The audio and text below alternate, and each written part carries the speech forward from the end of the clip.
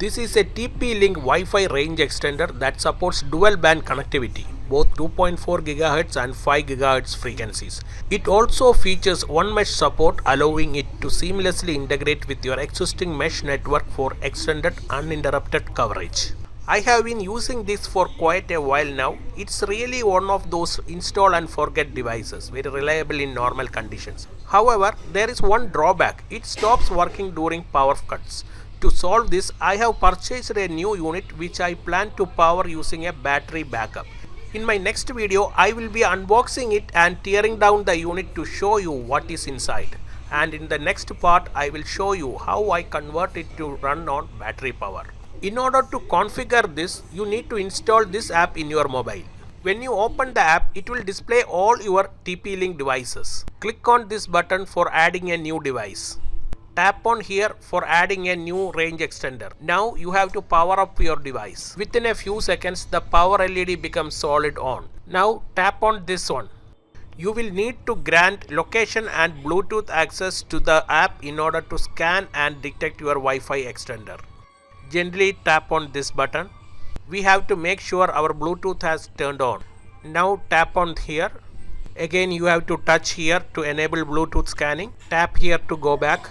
Touch on this next button. It will take some time to scan and find your device. Using this device, a single SSID will cover your entire home. If you have a double storage building, you probably need one more device. Now you can see your device has identified as TP-LINK extender. Tap on it. Wait for some time so that the app will get the details about the Wi-Fi extender. If your router supports the one mesh system, you will have a single unified SSID for both bands.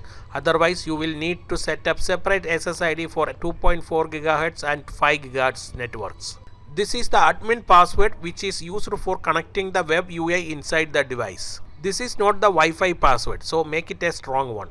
Touch on the next button, you will be directed to this page. This is my main router network, and this network I am extending using this device. You can see it supports one mesh system. You have to give the password of your router Wi-Fi.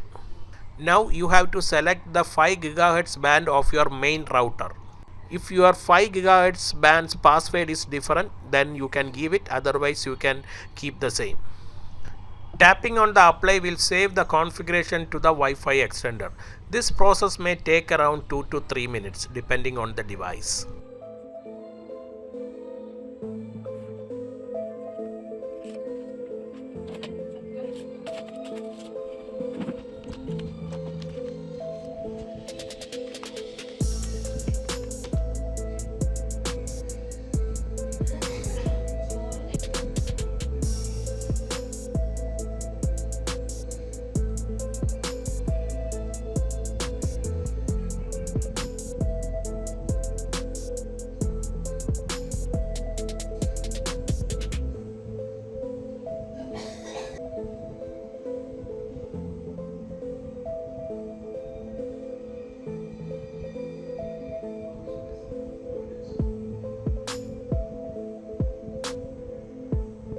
These are the devices that I configured in my Tether app. Archer C6 is my main router, and the other two are extender devices. I have now placed the extender near the staircase, and I am currently on the second floor. Let us test the internet speed from here.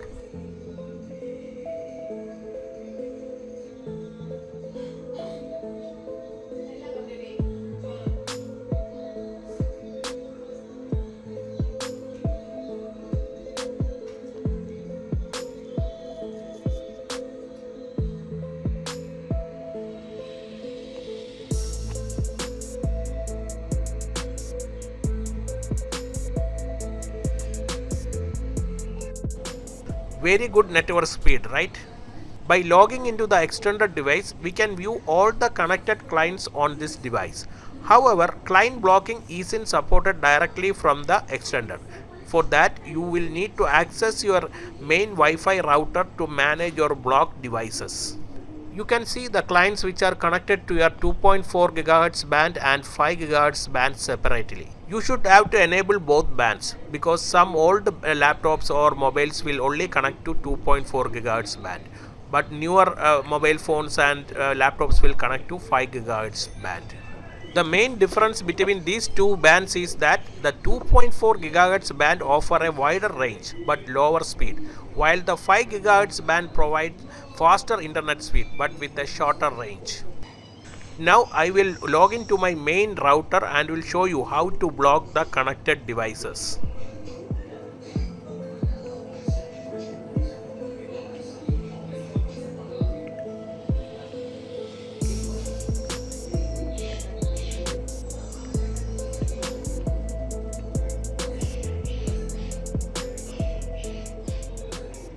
If you believe that this video was helpful, then please click like button and also share this to your friends. That will be an encouragement to me for making more things like this to you. This is Tech Insert signing off. See you in another video. Till then, goodbye and please take care.